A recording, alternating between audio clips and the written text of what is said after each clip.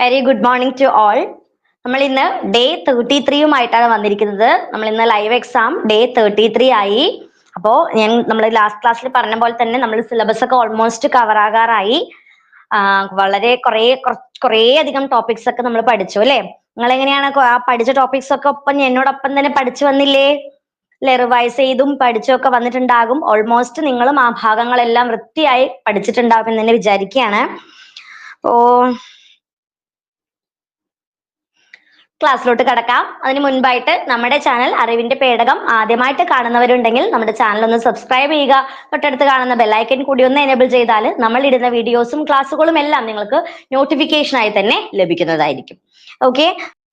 അപ്പൊ നമ്മൾ ഇന്ന് പഠിക്കാനായിട്ട് അല്ലെങ്കിൽ നമ്മൾ ഇന്ന് എക്സാം ചെയ്യാൻ പോകുന്ന ടോപ്പിക്സ് ആണ് ഹിസ്റ്ററിയിൽ നിന്ന് സ്വാതന്ത്ര്യ സമരവും മഹാത്മാഗാന്ധിയും, ജിയോഗ്രഫിയിൽ നിന്ന് ലോകരാഷ്ട്രങ്ങളും അവയുടെ സവിശേഷതകളും, ഇംഗ്ലീഷിൽ നിന്ന് ഡിഫറെന്റ് പാർട്സ് ഓഫ് സ്പീച്ച് ആണ്, മലയാളത്തിൽ നിന്ന് ശൈലികളും പഴഞ്ചൊല്ലുകളും.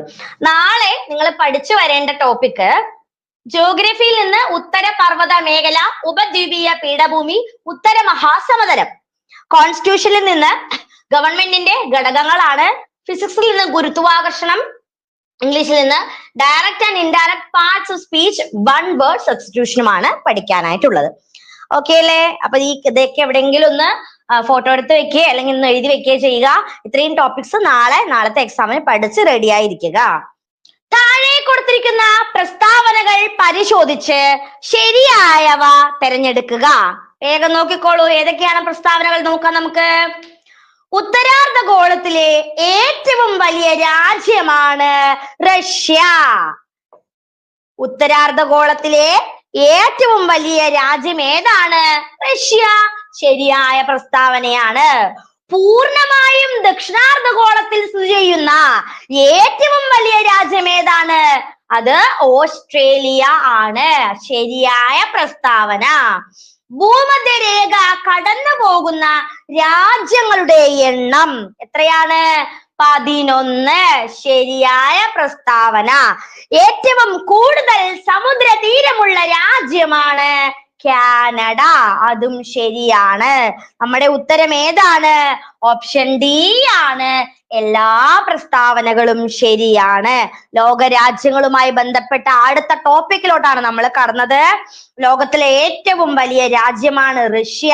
ഏറ്റവും ചെറിയ രാജ്യം ഏതാണ്? വത്തിക്കാൻ ആണ്. ഭൂമധ്യരേഖ കടന്നു പോകുന്ന രാജ്യങ്ങൾ 11 ഉണ്ട്. ആ ഭൂമധ്യരേഖ കടന്നു പോകുന്ന 11 രാജ്യങ്ങളിലെ ഏറ്റവും വലിയ രാജ്യമാണ് ബ്രസീല്. ഓക്കെ അല്ലേ? ഏറ്റവും വലിയ രാജ്യം ഏതാണ്? ബ്രസീലാണ്. ഏറ്റവും വലിയ കരബന്ധിത രാജ്യമാണ് കസാഖിസ്ഥാൻ. ഏറ്റവും വലിയ കരബന്ധിത രാജ്യമാണ് കസാഖിസ്ഥാൻ. ഓക്കെ അല്ലേ? ഏറ്റവും കുറവുള്ള രാജ്യം ഏതാണ്? ഏറ്റവും കുറവുള്ള രാജ്യമാണ് മൊണോക്കോ. അതായത് സമുദ്ര തീരമുള്ള ഏറ്റവും വലിയ രാജ്യമാണ് റഷ്യ. ഏറ്റവും കുറവുള്ളത് ഏതാണ്? അത് മൊണാക്കോ ആണ്. ഓക്കെ ആണോ? അടുത്ത ചോദ്യത്തിലോട്ട് കടക്കാം അല്ലെ. ലോകരാജ്യങ്ങളുമായി ബന്ധപ്പെട്ട അടുത്ത ചോദ്യത്തിലോട്ട് കടക്കാം. ലോകരാഷ്ട്രങ്ങളും അവയുടെ അതിർത്തി രേഖകളുമാണ് ചുവടെ കൊടുത്തിരിക്കുന്നത്. അവയിൽ നിന്നും ശരിയായ ജോഡി തിരഞ്ഞെടുക്കുക. അല്ലെ, ലോകരാജ്യങ്ങളും അവയുടെ അതിർത്തിയും കൊടുത്തിട്ടുണ്ട് അല്ലെ. ഇപ്പൊ നമ്മൾ ഇന്ത്യയും പാകിസ്ഥാനിലെയും ഇന്ത്യയും ചൈനയും ഒക്കെ വേർതിരിക്കുന്ന പ്രധാനപ്പെട്ട ഭാഗങ്ങൾ അല്ലെങ്കിൽ അതിർത്തി രേഖകളെ കുറിച്ച് പഠിച്ചിട്ടില്ലേ? അതുമായി ബന്ധപ്പെട്ട ബാക്കിയുള്ള രാജ്യങ്ങളുടെയും കൂടെ നോക്കാം നമുക്ക്. ഇന്ത്യ മാലിദ്വീപുമായി ബന്ധിപ്പിക്കുന്ന അല്ലെങ്കിൽ മാലിദ്വീപിനെയും വേർതിരിക്കുന്ന അതിർത്തിയാണ് 8 ഡിഗ്രി ചാനൽ. ശരിയാണോ? 8 ഡിഗ്രി ചാനല് ശരിയാണ്. ഇന്ത്യയെയും മാലിദ്വീപിനെയും വേർതിരിക്കുന്ന അതിർത്തി രേഖ 8 ഡിഗ്രി ചാനൽ എന്നാണ് അറിയപ്പെടുന്നത് അല്ലെ. ഇന്ത്യ ബംഗ്ലാദേശുമായി വേർതിരിക്കുന്ന അതിർത്തി രേഖയാണ് റാഡ്ക്ലിഫ് ലൈൻ. ശരിയാണോ? ഇത് തെറ്റാണ്. ഇന്ത്യയെയും പാകിസ്ഥാനെയുമാണ് റാഡ്ക്ലിഫ് ലൈൻ വേർതിരിക്കുന്നത്. ഇന്ത്യയെയും ബംഗ്ലാദേശിനെയും വേർതിരിക്കുന്ന അതിർത്തി തീൻ ബേഗ കോറിഡോർ എന്ന പേരിൽ അറിയപ്പെടുന്നു. ഇന്ത്യയെയും ബംഗ്ലാദേശിനെയും തീൻ ബേഗ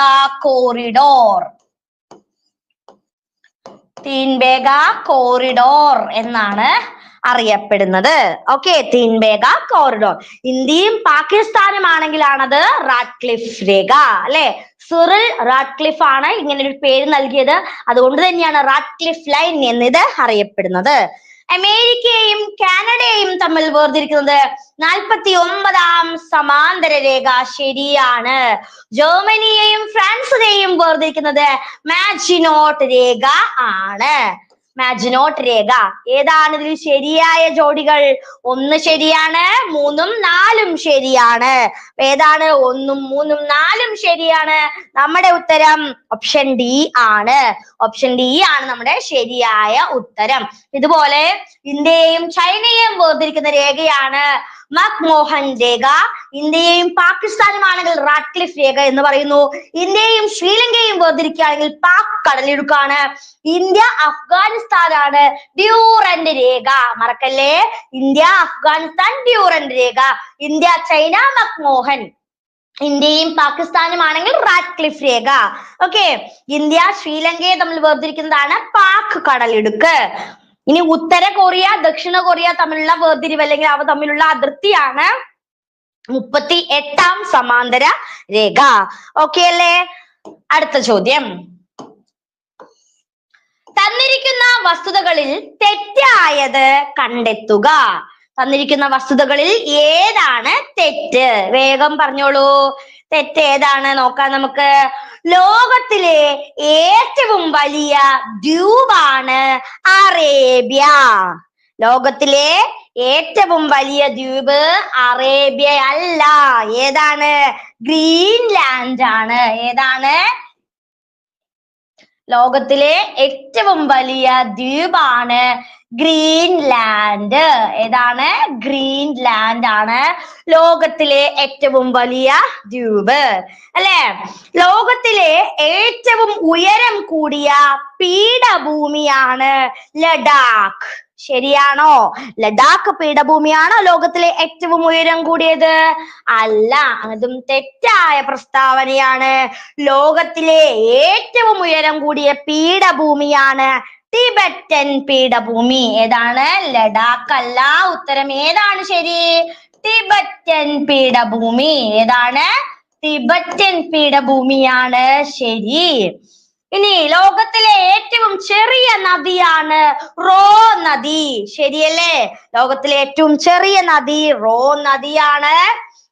ലോകത്തിലെ ഏറ്റവും ചെറിയ റിപ്പബ്ലിക് ആണ് നൗരു. ശരിയാണോ? ശരിയാണ്.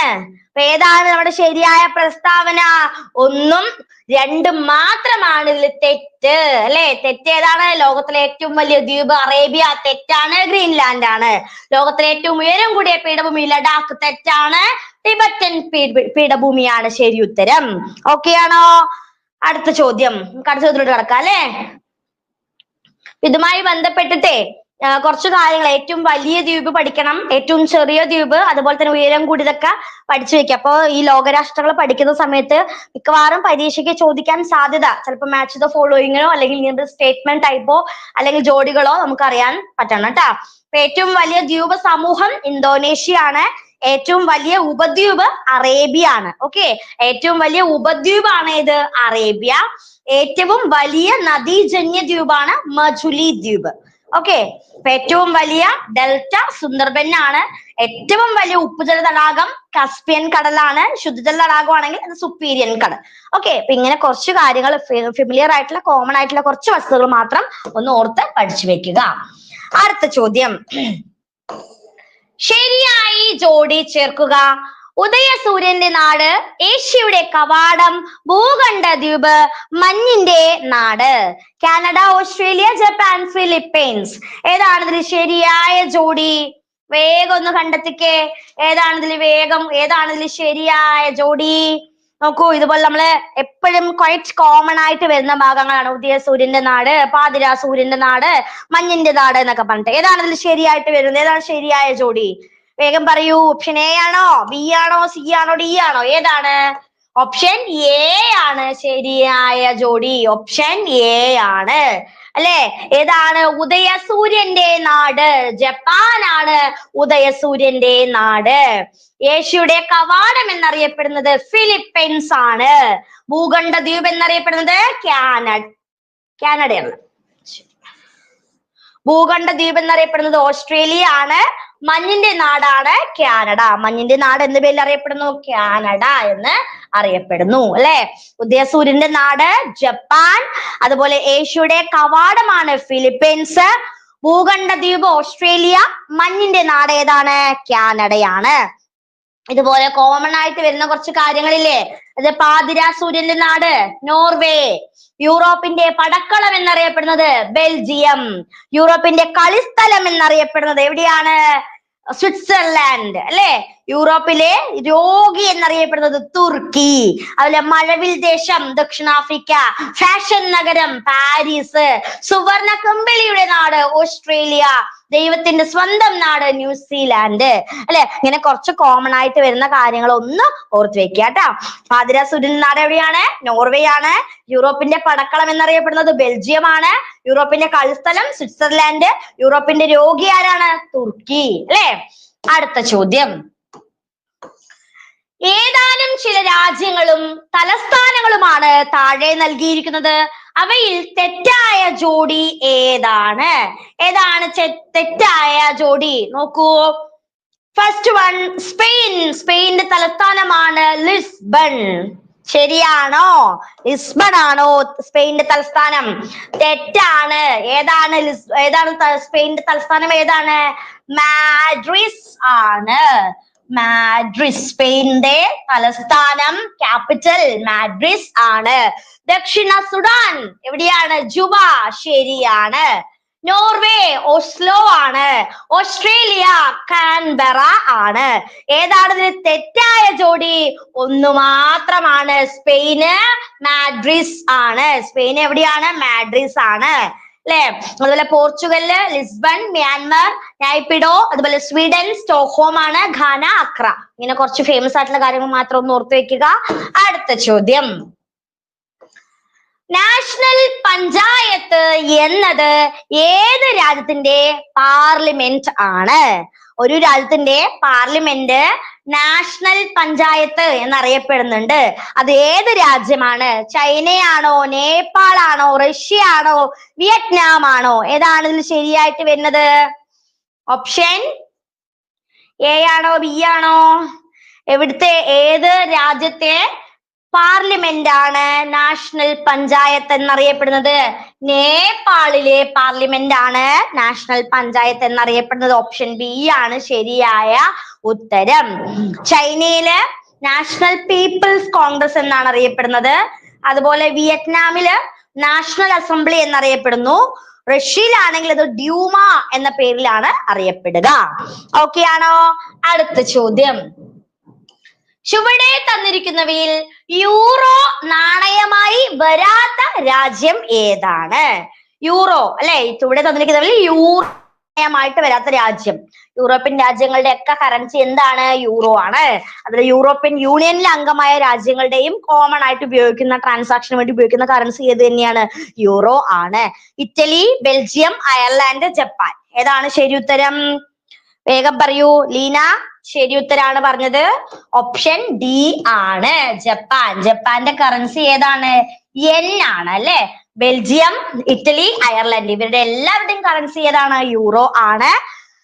ജപ്പാൻ മാത്രം യെൻ ആണ്. അടുത്ത ചോദ്യം, പത്രങ്ങളും പ്രസിദ്ധീകരിക്കുന്ന രാജ്യങ്ങളുമാണ് താഴെ നൽകിയിരിക്കുന്നത്. അവയെ ശരിയായ ജോഡി ചേർക്കുക. അല്ലെ? ഏതൊക്കെ രാജ്യങ്ങൾ? പത്രങ്ങളും രാജ്യങ്ങളുമാണ് തന്നിരിക്കുന്നത്. അവയിൽ ശരിയായ ജോഡി കണ്ടുപിടിക്കുക. Daily Mirror, Dawn, Jugantar, Bild. ഇതാണ് പത്രങ്ങളുടെ പേര്. ഇത് ഏത് രാജ്യങ്ങളുമായി ബന്ധപ്പെട്ടതാണെന്ന് വേഗം കണ്ടുപിടിക്കുക. ഏതാണ് ശരി ഉത്തരം? വേഗം നോക്കിയാൽ നമുക്ക് ഉത്തരം കിട്ടും. ഏതാണ് ഇതിൽ ശരി ഉത്തരമായിട്ട് വരുന്നത്? ഓപ്ഷൻ എ ആണ് നമ്മുടെ ശരിയായ ഉത്തരം അല്ലെ. ഓപ്ഷൻ എ എന്താണ്? ഡെയിലി മിറർ ബ്രിട്ടനാണ് പ്രസിദ്ധീകരിക്കുന്നത്, ശരിയാണ്. ഡോൺ പാകിസ്ഥാന്റെ പത്രമാണ് ഡോൺ, ശരിയാണ്. ജുഗാന്തർ ബംഗ്ലാദേശ് ആണ്. ബിൽഡ് ജർമ്മനിയാണ്. ഈ തന്നിരിക്കുന്ന ജോഡി തന്നെ എന്താണ്? കറക്റ്റ് ആൻസർ ആണ്. ഡെയിലി മിറർ ബ്രിട്ടനിലെ പത്രമാണ്, ഡോൺ പാകിസ്ഥാനിലെ പത്രമാണ്, ജുഗാന്തർ ബംഗ്ലാദേശ് പത്രമാണ്, ബിൽഡ് ജർമ്മനിയിലെ പത്രമാണ്. ശരിയല്ലേ? ഓക്കെ, ഓപ്ഷൻ എ ആണ് നമ്മുടെ ശരിയായ ഉത്തരം. ആരാ പറഞ്ഞേ? ലിജി, ശ്രീജ, ശ്രീലേഖ പറഞ്ഞിട്ടുണ്ട് കേട്ടോ ശരി ഉത്തരം. വെൽ ഡൺ, നന്നായി പഠിക്കുക കേട്ടോ. ദ ഗാർഡിയൻ അതും ബ്രിട്ടന്റെ പത്രമാണ്. ഇൻകുലാബ് ബംഗ്ലാദേശിന്റെ പത്രമാണ്. ദ നേഷൻ പാകിസ്ഥാന്റെ പത്രമാണ്. People's daily China. New York Times അമേരിക്കയുടെ പത്രമാണ്. അപ്പൊ ഇങ്ങനെയും ക്വസ്റ്റ്യൻസ് ഈ മോഡലും ചോദിക്കാം. ചുവടെ കൊടുത്തിരിക്കുന്നവയിൽ ഇന്ത്യയുടെ വാർത്താ ഏജൻസികൾ ഏതെല്ലാമാണ്? പത്രമാധ്യമങ്ങളുടെ ഭാഗത്തു നിന്ന് വരുന്ന മറ്റൊരു പ്രധാനപ്പെട്ട ചോദ്യമാണിത്. ചുവടെ കൊടുത്തിരിക്കുന്നവയിൽ ഇന്ത്യയുടെ വാർത്താ ഏജൻസികൾ ഏതെല്ലാം? ഓപ്ഷൻ എ ഏതാ കൊടുത്തിരിക്കുന്നത്? Press trust of India, Samachar Bharati, United news of India, അടുത്തത് റോയിറ്റേഴ്സ് അല്ലെ. വേഗം നമുക്ക് ഉത്തരം കിട്ടും അല്ലെ. പ്രസ് ട്രസ്റ്റ് ഓഫ് ഇന്ത്യ ആരുടെയാണ്? ഇന്ത്യയുടെ. സമാചാർ ഭാരതി ആരുടെയാണ്? ഇന്ത്യയുടെയാണ്. United news of India, India. Reuters ആരുടെയാണ്? റോയിറ്റേഴ്സ് ബ്രിട്ടന്റെയാണ്. ഏതാണ് ഉൾപ്പെടാത്തത്? ഏതാ ഉൾപ്പെടാത്തത്? 4 മാത്രമാണ് ഇതിൽ തെറ്റ് അല്ലെങ്കിൽ ഉൾപ്പെടാത്തത് അല്ലെ. 4 റോയിറ്റേഴ്സ് ആരുടെയാണ്? ബ്രിട്ടന്റെ പത്രമാണ്, ബ്രിട്ടന്റെ ആണ് റോയിറ്റേഴ്സ്.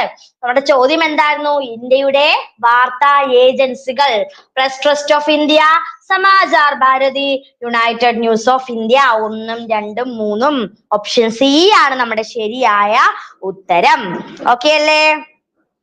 അടുത്ത ചോദ്യം.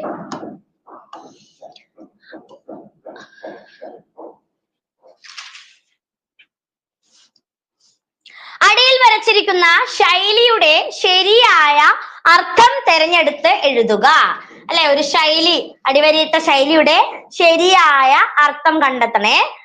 അർത്ഥത്തിന് 2 വന്നു അല്ല, സോറി, ചെറിയൊരു മിസ്റ്റേക്ക് ആണ്. അർത്ഥം കണ്ടെത്തുക, തിരഞ്ഞെടുത്ത് എഴുതുക. നമുക്ക് നോക്കാം. സുഹൃത്തുക്കളിൽ നിന്നും 5ാം പത്തിക്കാരെ ഒഴിവാക്കുക തന്നെ വേണം. അപ്പോൾ എന്താണ് ഈ അടിവരയിട്ട 5ാം പത്തി എന്തുകൊണ്ട് അർത്ഥമാക്കുന്നത്? നോക്കൂ, അത് ഈ ഒരു ശൈലിയാണിത്. 5ാം പത്തിക്കാരെ ഒഴിവാക്കുക, സുഹൃത്തുക്കളിൽ നിന്നും 5ാം പത്തിക്കാരെ ഒഴിവാക്കുക. ഈ ശൈലിയുടെ അർത്ഥം എന്താണ്?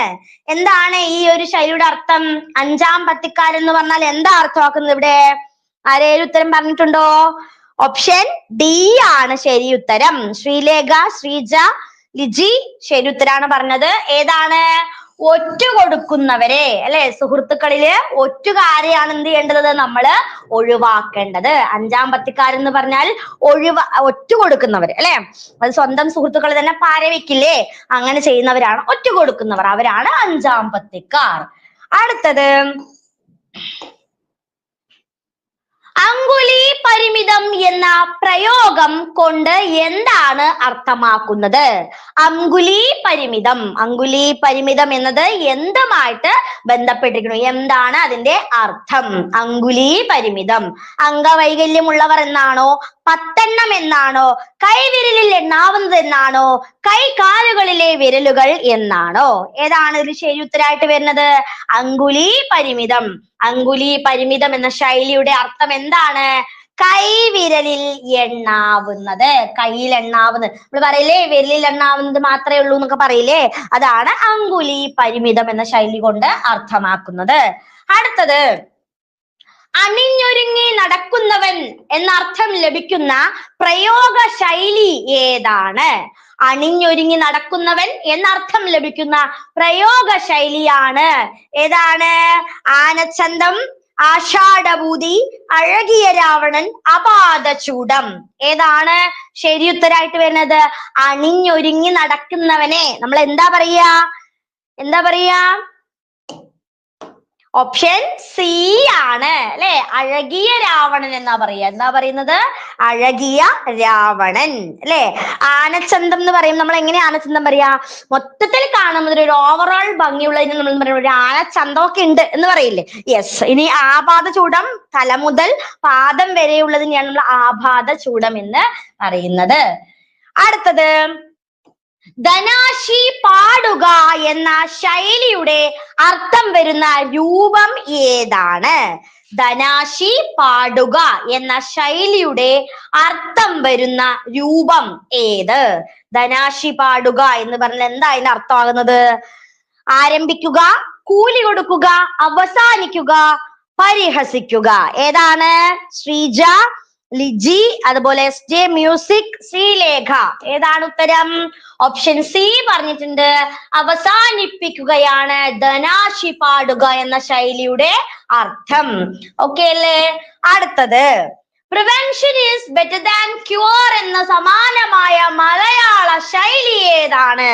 Prevention is better than cure അറിയാലോ അല്ലെ.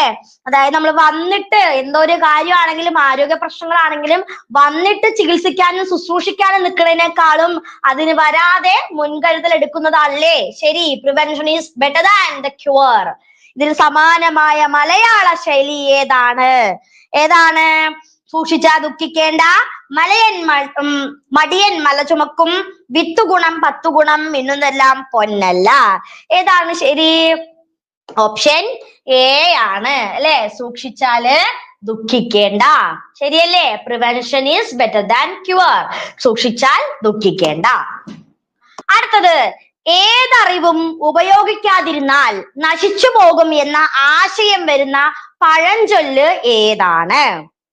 ഏതൊരറിവും, അത് നമുക്ക് അറിയും എന്ന് പറഞ്ഞിട്ട് നമ്മൾ അതിനെ ഒന്നും ഉപയോഗിക്കാതിരുന്നാലേ നശിച്ചു പോകുന്നത് അല്ലെങ്കിൽ എന്താ പറയാ, അത് നശിച്ചു പോകും എന്ന ആശയം വരുന്ന പഴഞ്ചൊല്ല് ഇതിൽ ഏതാണ്? നെല്ലിൽ പതിരും ചൊല്ലിൽ പിഴവും അല്ല. ഇരുമ്പും വിദ്യയും ഇരിക്കെ കെടും ആണോ? ശരിയാണ്. ഇരുമ്പും വിദ്യയും എന്ത് ചെയ്യുന്നു? ഇരിക്കെ കെടും അല്ലെ. ഇരുമ്പും വിദ്യയും ഇരിക്കെ കെടും എന്നാണ് ഇതുമായി ബന്ധപ്പെട്ട പഴഞ്ചൊല്ല്. ഏതൊരു അറിവും ഉപയോഗിക്കാതിരുന്നാൽ നശിച്ചു പോകും എന്ന ആശയം വരുന്ന പഴഞ്ചൊല്ലാണ് ഇരുമ്പും വിദ്യയും ഇരിക്കെ കെടും എന്ന് പറയുന്നത്. അടുത്തത്, she dances gracefully. The word gracefully denotes. നമ്മൾ പാർട്സ് ഓഫ് സ്പീച്ചുമായി ബന്ധപ്പെട്ട ചോദ്യങ്ങളിലോട്ട് കടക്കുകയാണ്. പാർട്സ് ഓഫ് സ്പീച്ച് അറിയാലോ. ഒരു സെന്റൻസിലെ ഷീ ഡാൻസസ് ഗ്രേസ്ഫുള്ളി, അവൾ നന്നായിട്ട് ഡാൻസ് ചെയ്യുന്നുണ്ട്. അപ്പൊ ഈ ഒരു വേർഡ് ഗ്രേസ്ഫുള്ളി എന്ന് പറയുന്നത് അവിടെ എന്തിനെയാണ് കുറിക്കുന്നത്? ആഡ്വേർബ് ആണോ, വേർബ് ആണോ, അഡ്ജക്റ്റീവ് ആണോ, നൗൺ ആണോ? ഏതാണ്? ഷീ ഡാൻസസ് ഇനഫ് അല്ലെ. അവൾ ഡാൻസ് കളിക്കുന്നു, അത് മതിയായ പ്രസ്താവനയാണ്. അപ്പൊ എന്താ ഇവിടെ കൊടുത്തിരിക്കുന്നത്? ഷീ ഡാൻസസ് ഗ്രേസ്ഫുള്ളി എന്നാണ്. വളരെ നന്നായിട്ട് ഗ്രേസ്ഫുള്ളി നൃത്തം ചെയ്യുന്നുണ്ട്. അപ്പൊ ആ ഗ്രേസ്ഫുള്ളി ഏതാണ് ഇവിടെ? ഇവിടെ അതൊരു ആഡ്വേർബ് ആണ്. ഏതാണ്? ഇവിടെ ഒരു ആഡ്വേർബ് ആണ് ഗ്രേസ്ഫുള്ളി എന്നത്. ഗ്രേസ്ഫുള്ളി ഏതാണ് ഇവിടെ?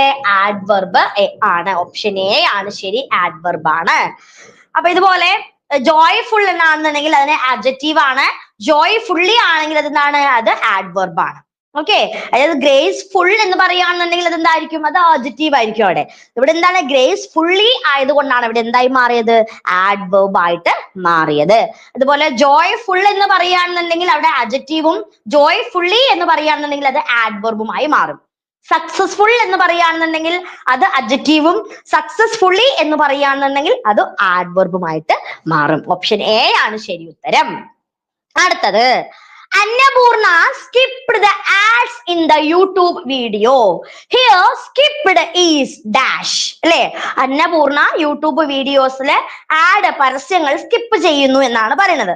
ഇവിടെ സ്കിപ്ഡ് എന്ന് പറയുന്ന വാക്ക് അല്ലെങ്കിൽ ആ ഒരു വാചകം എന്തിനെയാണ് കുറിക്കുന്നത്? നൗൺ ആണോ, വേർബ് ആണോ, പ്രിപ്പോസിഷൻ ആണോ, ആഡ്വേർബ് ആണോ? സ്കിപ്ഡ് എന്ന വാക്ക് എന്താണ് ഇതിൽ ശരി ഉത്തരമായിട്ട് വരുന്നത്? ഏതാണ്? സ്കിപ്ഡ്. അത് ആ സെന്റൻസിനെ കുറിക്കുന്ന അല്ലെങ്കിൽ സെന്റൻസിന് അർത്ഥം കൊടുക്കുന്ന വെർബാണത് അല്ലെ. Annapurna skip the ad in the YouTube videos അല്ലെ. അപ്പൊ ഇതെന്താണ്? ഓപ്ഷൻ ബി ആണ്. സ്കിപ്ഡ് എന്താണ്? വേർബ് ആണ്. അടുത്തത് Preetha can run faster than anyone. Here fastest is, അല്ലെ? അതായത് പ്രീത മറ്റാരേക്കാളും ഫാസ്റ്റ് ആയിട്ട് വേഗത്തിൽ ഓടും, അല്ലെ? അപ്പൊ ഇവിടെ ഫാസ്റ്റർ അല്ലെങ്കിൽ ഫാസ്റ്റർ എന്ന് പറഞ്ഞാൽ എന്താണ് ഇവിടെ അർത്ഥമാക്കുന്നത്? Adverb, adjective, noun and conjunction. ഏതാണ് ഇവിടെ ശരി ഉത്തരമായിട്ട് വരുന്നത്? Preetha can run faster than anyone, അല്ലെ? മറ്റാരേക്കാളും ഫാസ്റ്റർ ആയിട്ട് ആരോടും? പ്രീത. ഏതാണ് ശരി ഉത്തരമായിട്ട് വരുന്നത്? ഓപ്ഷൻ ഡി ആണ് കൺജങ്ഷൻ വേർഡ് ആണ് ഇവിടെ ഫാസ്റ്റർ എന്നത് കുറിക്കുന്നത്. ഫാസ്റ്റർ, അല്ലെ? വേഗത്തിൽ. ഈ സെന്റൻസിൽ ഇവിടെ എന്താണ്? Conjunction. Your keys are on the table. Here on is, അല്ലെ? Your keys are on the table. അല്ലെ? നിങ്ങളുടെ ചാവികൾ എല്ലാം എവിടെ ഉണ്ട്? On the table ഉണ്ട്, ടേബിളിന്റെ മേലെ ഉണ്ട്. അപ്പൊ ഇവിടെ on എന്ന് പറയുന്ന വാക്ക് verb ആണോ, conjunction ആണോ, preposition ആണോ, interjunction ആണോ? ഏതാണ് ഇതില്? on എന്ന് പറയുന്ന വാക്ക് എന്തുമായി ബന്ധപ്പെട്ടിരിക്കുന്നു? ഇവിടെ preposition ആണ്. കാരണം your keys are on the table preposition ആണ്. വെർബിന്റെ മുന്നിൽ വരുന്നതാണ് ഏത്? ഇവിടെ ഓൺ, അല്ലെ? നോക്കൂ അടുത്തത് last question. Varun is not a good boy. The underlined word is. Varun എന്തല്ല? ഒരു ഗുഡ് ബോയ് അല്ല. നോട്ട് എ ഗുഡ് ബോയ്, അല്ലെ? ഇവിടെ എന്താ അണ്ടർലൈൻ ചെയ്യുന്നത്? ഗുഡ്. ഗുഡ് എന്ന് പറയുന്നത് ഇവിടെ അണ്ടർലൈൻ ചെയ്ത വേർഡ് ആണ്. ഇവിടെ വരുന്നത് ഏത് തരത്തിലുള്ള പാർട്സ് ഓഫ് സ്പീച്ച് ആണ്? ആഡ്വേർബ് ആണോ, കൺജങ്ഷൻ ആണോ, അഡ്ജക്റ്റീവ് ആണോ, അതോ പ്രൊനൗൺ ആണോ? ഏതാണ് ശരി ഉത്തരമായിട്ട് വരുന്നത്? ഓപ്ഷൻ സി ആണ് ഇവിടെ നോട്ട് ബോയ്, അല്ലെ? സോറി, ഗുഡ് ബോയ്, അല്ലെ? Varun is not a good boy എന്നുള്ളത് ഇവിടെ ഗുഡ് എന്ന് പറയുന്നത് എന്താണ്? അതൊരു ആഡ്ജക്റ്റീവ് ആണ്, അഡ്ജക്റ്റീവ് വേർഡ് ആണ്. ഓക്കെ അല്ലേ? അപ്പൊ നമ്മൾ ഇന്നത്തെ ക്ലാസ്സിൽ 30 ക്വസ്റ്റ്യൻസ് പലതരത്തിലുള്ള പല സബ്ജക്റ്റിനും ഡിഫറെന്റ് സബ്ജക്റ്റിൽ നിന്ന് പഠിച്ചു കഴിഞ്ഞു. മഹാത്മാഗാന്ധിയും അതുപോലെ ഇന്ത്യൻ സ്വാതന്ത്ര്യ സമരം ഉണ്ടായിരുന്നു, ലോകരാഷ്ട്രങ്ങളെ കുറിച്ച് പഠിച്ചു, ശൈലികളും പഴഞ്ചൊല്ലുകളും പഠിച്ചു. അതുപോലെ തന്നെ ഡിഫറെന്റ് പാർട്സ് ഓഫ് സ്പീച്ച്. ഒരു വേർഡ് തന്നാൽ നമുക്ക് ഐഡന്റിഫൈ ചെയ്യാൻ പറ്റുന്നത് ആഡ്വർബ് ആണോ, നൗൺ ആണോ, പ്രൊനൗൺ ആണോ, അതോ ഇനി പ്രിപ്പോസിഷൻ ആണോ എന്നൊക്കെ നമ്മൾ പഠിച്ചു, അല്ലേ? അപ്പോ ഓൾമോസ്റ്റ് നമ്മുടെ സിലബസ് ഒക്കെ കവർ ആകാനായി. ഇനി വളരെ കുറച്ച് ടോപ്പിക്സ് മാത്രമേ നമുക്കുള്ളൂ, അല്ലെ? ഞാന് നിങ്ങളോട് ലാസ്റ്റ് ക്ലാസ്സിൽ തന്നെ ചോദിച്ചിരുന്നു, എല്ലാ സിലബസും കവർ ചെയ്തുകൊണ്ടാണ് നമ്മൾ ക്ലാസ്സും എക്സാം ഒക്കെ തരുന്നത്. അതല്ലാണ്ട് നിങ്ങൾക്ക് ഏതെങ്കിലും ഒരു ക്ലാസ് വേണം, ഏതെങ്കിലും ഒരു ഭാഗം വിട്ടുപോയിട്ടുണ്ടെങ്കിൽ ആ ഭാഗം വേണമെന്നുണ്ടെങ്കിൽ നിങ്ങൾ ഒന്ന് കമന്റ് ചെയ്യുക. നമ്മൾ അടുത്ത ക്ലാസ്സുകളിൽ അതും കൂടി പരിഗണിച്ചായിരിക്കും എക്സാം ചെയ്യുക കേട്ടോ. ഓക്കെ അല്ലേ? അപ്പൊ നമ്മുടെ ടൈം ടേബിൾ ഒക്കെ ഓക്കെ അല്ലേ? നിങ്ങൾ എല്ലാവരും പഠിക്കുന്നുണ്ടോ? പഠിക്കാൻ പറ്റുന്നുണ്ടോ? നിങ്ങൾക്ക് പഠിക്കാൻ പറ്റുന്നുണ്ടോ? ബുദ്ധിമുട്ടൊന്നുമില്ലല്ലോ? മീൻസ് ലെങ്ത് കൂടിയ ടൈം ടേബിളും ടോപ്പിക് ഒന്നും നമ്മൾ തരുന്നില്ല. വളരെ സിമ്പിൾ ആയിട്ട് നിങ്ങൾക്ക് എല്ലാവർക്കും പഠിക്കാൻ പറ്റുന്നതിന് തരുന്നത്. അപ്പൊ കൃത്യമായിട്ടും നമ്മുടെ ടൈം ടേബിൾ ഫോളോ ചെയ്യുക, നമ്മുടെ സ്റ്റഡി പ്ലാനോടൊപ്പം പഠിച്ചു പോവുക. തീർച്ചയായിട്ടും നിങ്ങൾക്ക് അടുത്ത എക്സാമിന് ഇതിന്റെ ഒരു റിസൾട്ട് എന്തായാലും റിഫ്ലക്ട് ചെയ്യും. ഓക്കെ, ഉറപ്പായിട്ടും നിങ്ങൾക്ക് നിങ്ങളുടെ സ്വപ്ന ജോലി എത്തിപ്പിടിക്കാനായിട്ട് സാധിക്കും. അപ്പൊ നമ്മള് കഴിഞ്ഞു അല്ലെ? ഇപ്പൊ 30 ക്വസ്റ്റ്യൻസ് ഇന്ന് ഡിസ്കസ് ചെയ്തു. ഡേ 33 ആയിട്ട് നമുക്ക് ഡേ 34 അടുത്ത ദിവസം കാണാം. അപ്പൊ നാളെ എന്താണ്? നാളത്തെ ദിവസം നാളെ സൺഡേ ആണ്. അപ്പൊ ഈ ആഴ്ച കുറച്ച് ടോപ്പിക്സ് നമ്മൾ പഠിച്ചിട്ടുണ്ട്. ആ ടോപ്പിക്സ് എല്ലാം നാളെ നിങ്ങൾ റിവിഷൻ ചെയ്യുക കേട്ടോ. അപ്പൊ നമുക്ക് തിങ്കളാഴ്ച അടുത്ത ടോപ്പിക്കുമായിട്ട് കാണാം. ഓക്കെ അല്ലേ? അതിനു മുൻപായിട്ട് നമ്മുടെ ചാനൽ ഇതുവരെയും സബ്സ്ക്രൈബ് ചെയ്യാത്ത കൂട്ടുകാർ ആരെങ്കിലും ഇതിലുണ്ടെങ്കിൽ വേഗം നമ്മുടെ ചാനൽ ഒന്ന് സബ്സ്ക്രൈബ് ചെയ്യുക. തൊട്ടടുത്ത് കാണുന്ന ബെലൈക്കൻ കൂടി ഒന്ന് എനേബിൾ ചെയ്യുകയാണെങ്കിൽ നമ്മളിടുന്ന വീഡിയോസും അതുപോലെ തന്നെ ക്ലാസ്സുകളും എല്ലാം നിങ്ങൾക്ക് നോട്ടിഫിക്കേഷൻ ആയി തന്നെ ലഭിക്കുന്നതായിരിക്കും. ഓക്കെ, നമ്മുടെ ക്ലാസ്സുകളൊക്കെ ഇഷ്ടമാവുകയാണെന്നുണ്ടെങ്കിൽ ലൈക്ക് ചെയ്യുക, കമന്റ് ചെയ്യുക, അതുപോലെ തന്നെ ഫ്രണ്ട്സിനും ഫാമിലിക്കും ഒക്കെ വേണ്ടി ഷെയർ ചെയ്ത്. ഓക്കെ അല്ലേ? അപ്പൊ എല്ലാവരും നന്നായി പഠിക്കുക. എല്ലാവർക്കും നല്ലൊരു ദിവസം ആശംസിക്കുന്നു. Thank you so much.